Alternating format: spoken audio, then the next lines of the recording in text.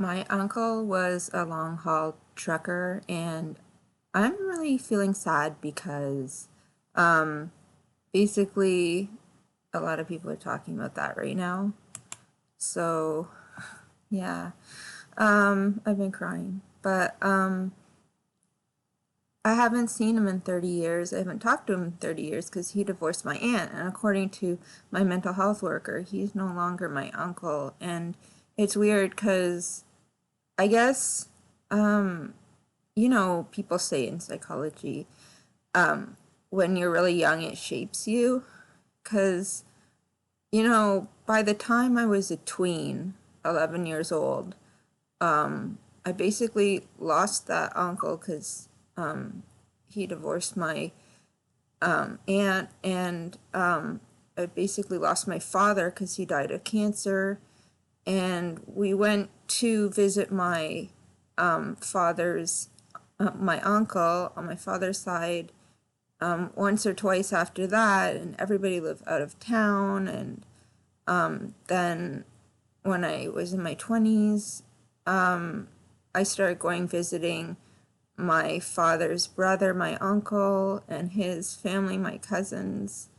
And basically, I just started getting more and more anxious traveling. And so I never really saw people because, you know, it's just my uncle's, my mom's brother's wife and him and all that.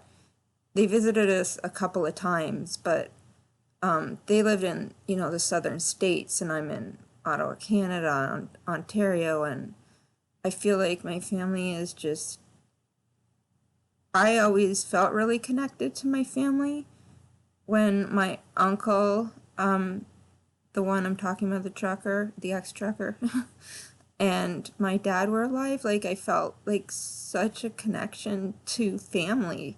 Like we were all close, and it wasn't that we were super close, really. We only visited each other on holidays because we didn't live in the same town, but to me that was like everything.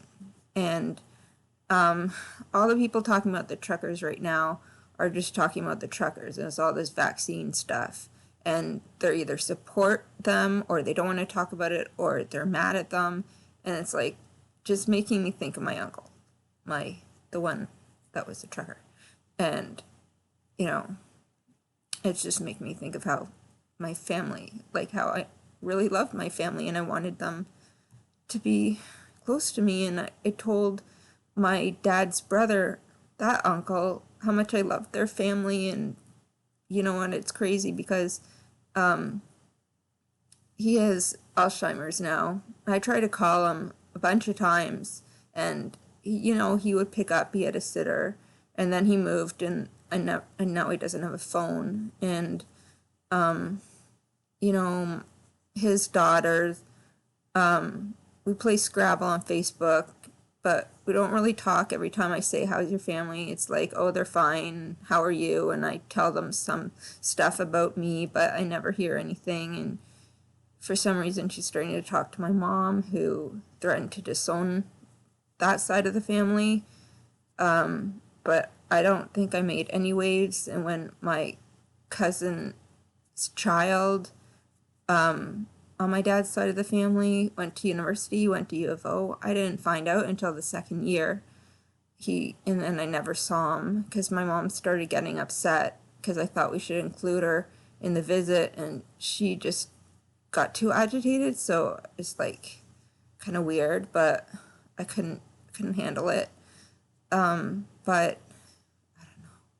just all of this whole family thing makes me sad. And I have a best friend, and I have my roommate, and my mom. We talk, and anyway, that's life, I guess. I'm sure I'm not alone. I go to Coda, and there's so many issues. People that totally disown their family, and I don't know if they're sad about it or what, but I won't do that. But anyway.